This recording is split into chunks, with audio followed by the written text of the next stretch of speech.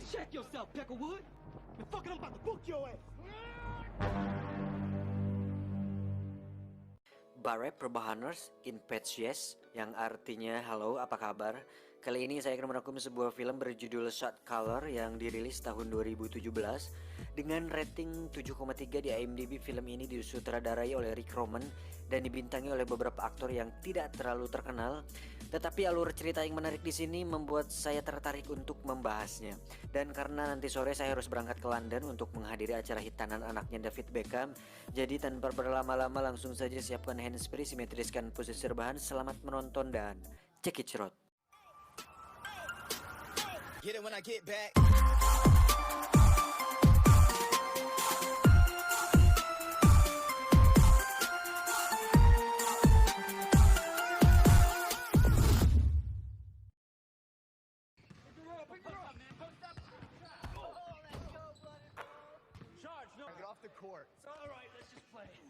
Film ini akan bercerita tentang seorang pria bernama Jacob. Dia adalah seorang pekerja kantor biasa yang memiliki hidup normal, sekaligus seorang ayah yang memiliki istri dan sebuah anak yang masih kecil. Hey. I just showered, love. Wait. What did I do? It's just Suatu hari saat dirinya pulang dari sebuah pesta bersama rekan dan istrinya, tak diduga terjadi kecelakaan yang mengakibatkan rekan dan istrinya tersebut meninggal. Untuk itu, Jacob dijatuhi hukuman 7 tahun penjara. Yeah, that's right, partner. Alright. I need the light. What?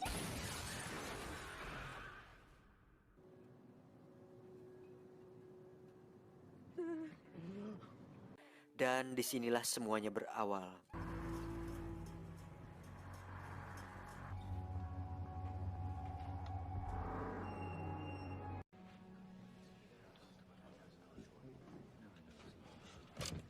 I'm responsible.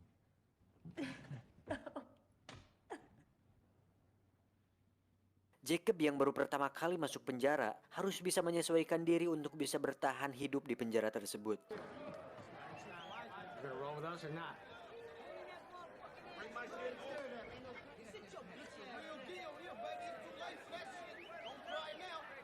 Terlihat ada seorang pria kulit hitam yang lugu dan terlihat lemah. Dan malam pertamanya di penjara, Jacob harus menyaksikan si pria kulit hitam tersebut mendapatkan pelecehan seksual oleh para tahanan lain.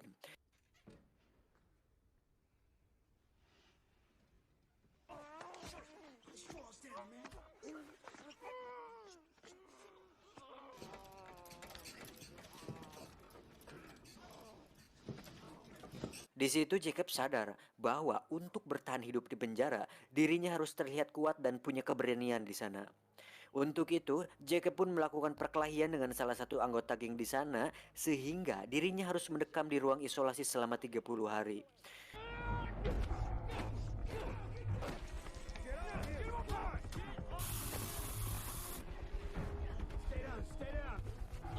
Fish has heart.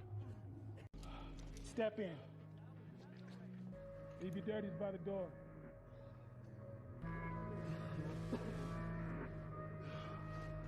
Ketika bebas, salah satu kelompok gangster di penjara itu pun tertarik pada Jacob dan merekrutnya sebagai salah satu anggota dari mereka. You stick to your own race. The only thing we got in here is our respect. The safety of these numbers comes with a price. There are no free rides here. Everyone puts in work. Di sisi lain, istri Jacob pun mengeluhkan bahwa tabungannya sudah mulai menipis dan bingung mencari uang kemana lagi. Dia pun meminta izin kepada Jacob untuk menjadi seorang LC di sebuah tempat karaoke. Semua hal yang ada di penjara itu tidak gratis, termasuk saat dirinya bergabung dengan gangster tersebut. Jacob pun diminta untuk menyelundupkan sebuah heroin yang dibungkus dengan balon karet untuk kemudian dimasukkan ke lubang bool atau anus agar tidak diketahui oleh para sipir. Dan Jacob pun melakukannya.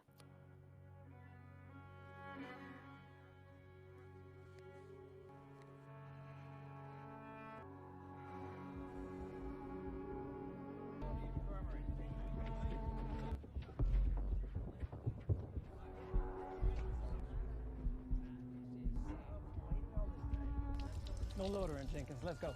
Keep good hygiene, sir.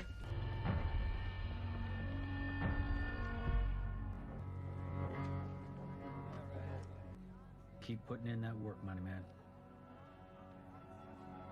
Tidak cukup sampai situ, jika Jacob ingin benar-benar masuk lebih dalam ke kelompok gangster tersebut, Jacob harus membunuh seorang tahanan dari geng lain di sana. Di sini, barulah Jacob harus berpikir berulang kali untuk melakukannya. Dan jika Jacob mundur saat ini, otomatis rasa aman yang didapatkannya saat ini akan lenyap seketika. Untuk itu, Jacob pun memberanikan diri untuk melakukannya. Dan itu adalah pembunuhan pertama yang dilakukan Jacob selama hidupnya.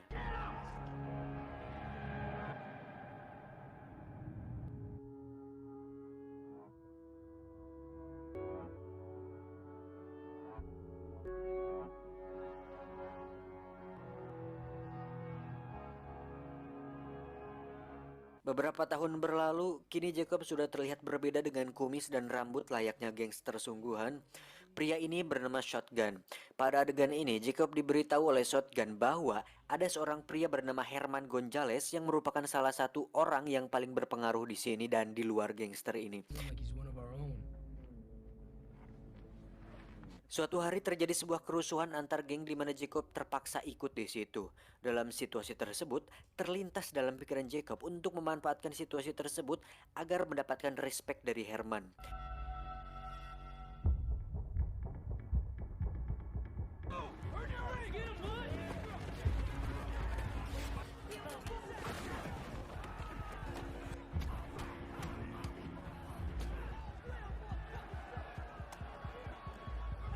Saat salah seorang tahanan akan menyerang Herman, Jacob langsung mengejarnya dan berhasil membunuh tahanan tersebut, sehingga Herman merasa berhutang budi padanya.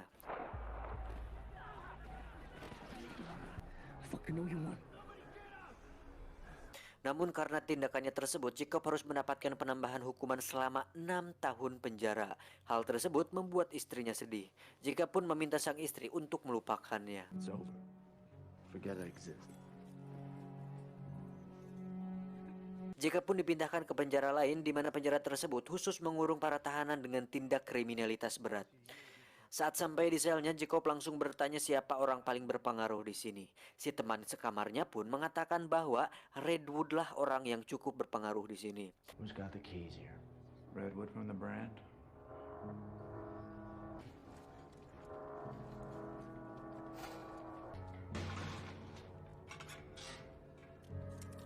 Setelah saling bertatap muka, mereka pun melakukan percakapan dan Redwood mengatakan bahwa dia bukanlah penguasa sebenarnya di dunia gangster karena hanya ada satu pemimpin tertinggi yang bernama The Beast.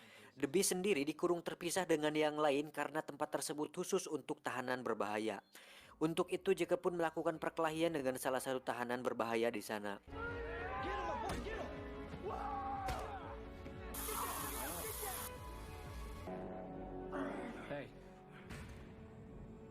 Benar saja, kejadian tersebut sampai di telinga The Beast. Jacob pun dibawa oleh salah satu sipir yang merupakan anak buah The Beast untuk bertemu langsung dengannya. Sedikit penjelasan tentang The Beast, dia merupakan pemimpin tertinggi dari sebuah gangster paling berbahaya di dunia. Walaupun dia berada di penjara, The Beast masih bisa mengendalikan keadaan di luar dan begitu pun di dalam penjara. Contohnya sipir yang bernama Robert ini. Dia menerima setoran setiap bulan dengan menjadi tangan kanan dari The Beast dan hal itu membuat The Beast merupakan salah satu orang paling berbahaya di sana. Dengan masuknya Jacob di lingkaran ini membuatnya harus menuruti semua perintah dari The Beast dan Jacob resmi menjadi tangan kanan The Beast sekarang. Welcome to the family, brother.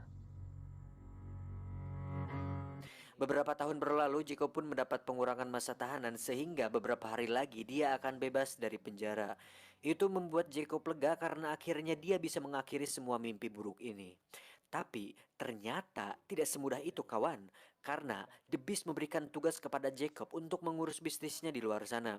Jacob yang menolak pun dipaksa untuk mau, karena The Beast mengancam keselamatan anak dan istrinya jika dia menolak. Untuk itu Jacob pun mau tidak mau terpaksa harus menurutinya. Think of your family in this decision. Excuse me. Did I stop? Setelah keluar dari penjara, Jacob pun langsung disambut oleh Shotgun yang sudah keluar 2 tahun yang lalu. Dia pun mengajak Jacob ke sebuah pesta untuk menyambut kedatangannya. Tapi tiba-tiba terjadi penembakan di pesta tersebut yang sepertinya ditujukan kepada Jacob. Entah siapa yang menyuruhnya, tapi kita akan tahu nanti. Esoknya Jacob langsung menemui Herman Gonzalez yang merupakan pria yang pernah ditolong oleh Jacob waktu di penjara. Tujuan Jacob datang ke sini adalah untuk berbisnis senjata sesuai dengan perintah dari The Beast. Dengan semua tindakan Jacob waktu di penjara, membuatnya mendapatkan kepercayaan dari semua orang yang berpengaruh di lingkaran ini. Di sisi lain, Jacob pun diam-diam menemui istrinya tanpa ada orang yang tahu.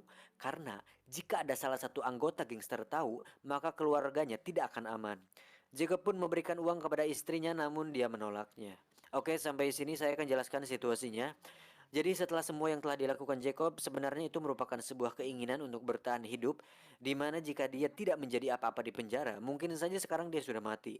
Namun masalahnya sekarang adalah Jacob harus terlanjur terjebak di lingkaran tersebut tanpa bisa kembali ke kehidupan aslinya. Esoknya, sang istri membawa anaknya Jacob untuk menemuinya. Anak Jacob yang sudah besar pun mengungkapkan kekecewaannya kepada Jacob karena tidak pernah memberinya kabar selama ini, yang padahal Jacob melakukan itu hanya untuk melindungi mereka berdua. You, your mom, are on your own trajectory now. I get why you pushed us away. It was to protect us. Let us help you get back on your feet. Please. Then stay away.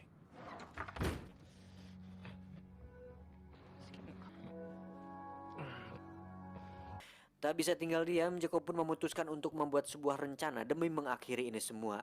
Dimulai dengan membunuh shotgun yang ternyata adalah orang di balik penembakan di pesta waktu itu, karena ternyata shotgun iri dengan Jacob yang bisa mendapatkan kepercayaan dari The Beast.